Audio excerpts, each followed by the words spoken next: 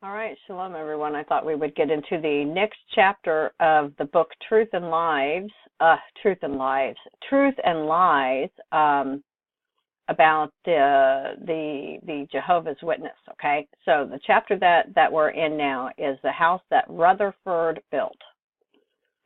Built in 1920s, Russell and Rutherford, giving authority to build a mansion for the faithful men of old, would be resurrected, and this resurrection was to take place in California.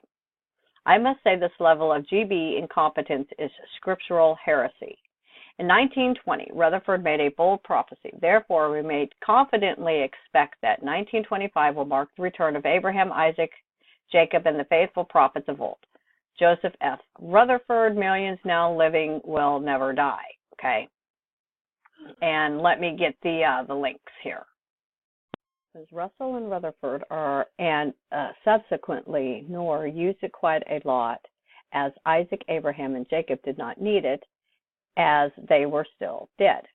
Rumor has it a rather large drinks cabinet was installed by Rutherford. Maybe Abraham needed a large scotch on his return. See Beth Serim deeds and read it. Make mention to the return of the old men of the Testament.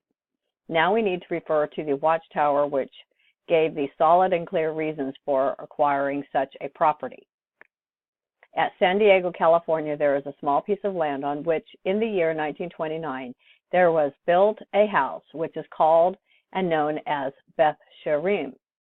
The Hebrew words Beth Sarim means house of the princes, and the purpose of acquiring that property and building the house was that there might be some tangible proof that there are those on earth today who fully believe God and Christ Jesus in his kingdom, and who believe that the faithful men of old will soon be resurrected by the Lord, be back on earth, and take charge of the visible affairs of earth. The title to Beth Sarim is vested in the Watchtower Bible and Tract Society in trust, to be used by the president of the society and his assistants for the president, and thereafter to be forever at the disposal of the aforementioned princes on earth. While the unbelievers have mocked concerning it and spoken contemptuously of it, yet it stands there as a testimony to Jehovah's name, and if and when the princes do return, and some of them occupy the property, such will be a confirmation of the faith and hope that induced the building of Beth Sarim. Salvation. Yet another failed lie of prophecy. It should also be noted that Rutherford enjoyed the use of several other comfortable living quarters in New York, London, and Magdeburg, Germany, before the Nazis came to power. All are listed in an open letter written by Salter, who had been Rutherford's friend and associate for 20 years. In that letter, a disenchanted Salter exposed the hypocrisy of Rutherford's luxurious lifestyle during the Great Depression. As Leonard and Marjorie Crichton observed, while his workers plodded from door to door selling his prolific writings, the judge lived the life of a major industrialist. He spent the winters at Beth Sarim and traveled by steamship to Europe each summer. But wait, yet another property was purchased, Beth Shan. The judge decided to continue the case so that the new site could be brought before the Planning Commission. The second plot was a proper place for burial. The Planning Commission, who deliberated for more than 2 weeks investigating the site, was hailed before the court and denied the second application for a cemetery. New location for interment was almost in the center of the property known as Beth Shan, which is roughly 75 acres of canyon and mesa land adjoining Beth Sherim, but separated by a half-mile width of canyon. This property, also belonging to Watchtower, has one small and one large dwelling on it, and a few outhouses, and consists of some fruit trees and other cultivated patches, in aggregate about 7 acres, and about 65 acres of unreclaimed brush, either too steep or rocky or inaccessible for development.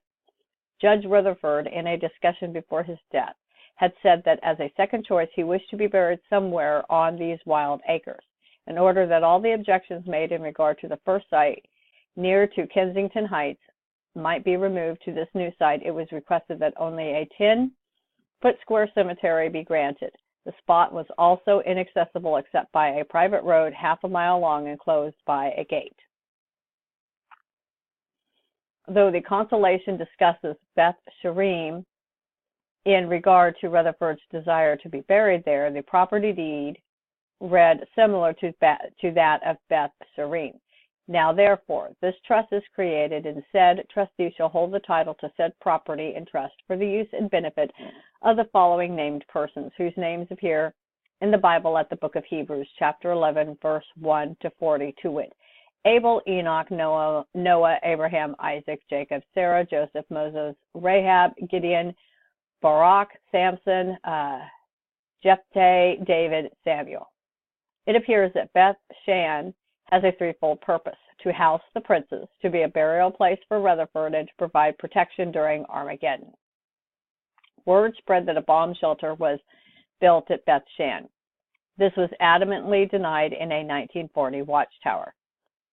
Some unreliable person is responsible for the circulation of a report that Beth Sherim is being enlarged as a property of security and that this is being built by the society. There is absolutely not one word of truth in the report. Those who are interested in the theocracy would be better in circulating the kingdom message rather than false imaginations of others. The reliability of the Watchtower report is questionable, as it claimed the rumors was about Beth Sherim, not Beth Shan, hence avoiding answering whether or not Beth Shan contained a bomb shelter. However, the building of a bomb shelter is not for concern for me personally. The final statement made in Watchtower 1940 is but laughable. Those who are interested in a theocracy would better be circulating the kingdom message rather than false imaginations of others. The sheer hypocrisy and mind control is unbelievable. Perhaps they should have taken their own advice instead of making lubricous false prophecies. Rutherford's burial. Rutherford wished to be buried at either Beth Sherim or Beth Shan. On Rutherford's death, Nora and the Watchtower Society went to court in an attempt to have Rutherford buried at Beth Sherim. As shown in the Consolation 1942 May 27 insertion below, this was to do with Rutherford's fanciful belief in the return of the King of the East to Beth Sherim and his need to face the rising sun upon that return. Nor lost the case, but his action postponed Rutherford's burial for 3.5 months after he died. Okay, and then this says here, Judge Rutherford looked for the early triumph of the King of the East, Christ Jesus now leading the host of heaven, and he desired to be buried at dawn facing the rising sun in an isolated part of the ground which would be administered by the princes who should return from their graves. Even his burial request was a token of faith. Still, this nutcase was spouting prophecy even in his death. To think also that these important princes would attend to his grave and minister, what does that mean? Worship? Clean it? I guess the princes need to get their marigolds on. Guess what? Yet another truth that turned out to be a lie, a prophetic lie.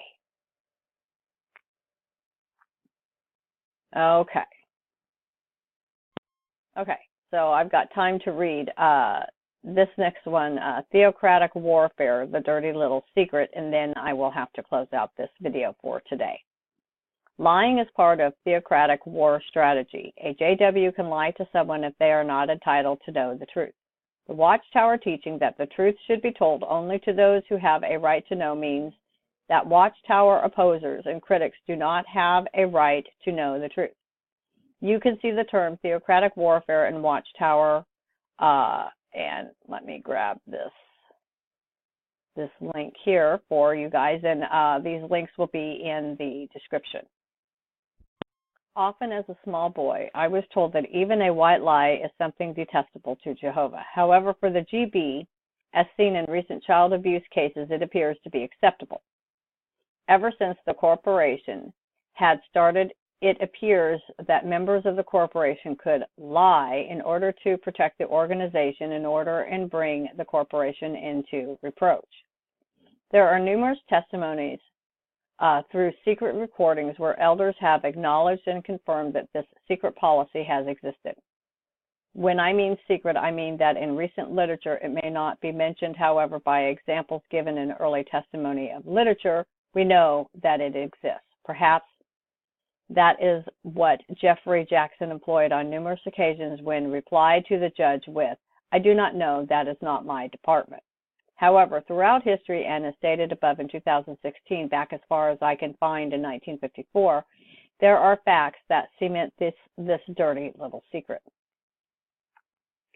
Okay. Another example is the testimony by Hayden C. Covington, a former vice president and lead watchtower attorney, who stated that witnesses must accept a false prophecy as true. Okay, so we've got the prosecutor and the answer, okay? A false prophecy was promulgated. I agree to that. It had to be accepted by Jehovah's Witnesses. That is correct. If a member of Jehovah's Witnesses took the views himself that the prophecy was wrong and said so, he would be disfellowshipped. Yes, our purpose is to have unity. Unity at all costs, unity at all costs, and unity based upon an enforced acceptance of false prophecy. That is conceded to be true. And the person who expressed his view that it was wrong and was disfellowshipped would be in breach of the covenant if he was baptized. That is correct. And as you said yesterday expressly, would be worthy of death. I will answer that, yes, unhesitatingly. Do you call that religion? It certainly is. Do you call it Christianity? I certainly do.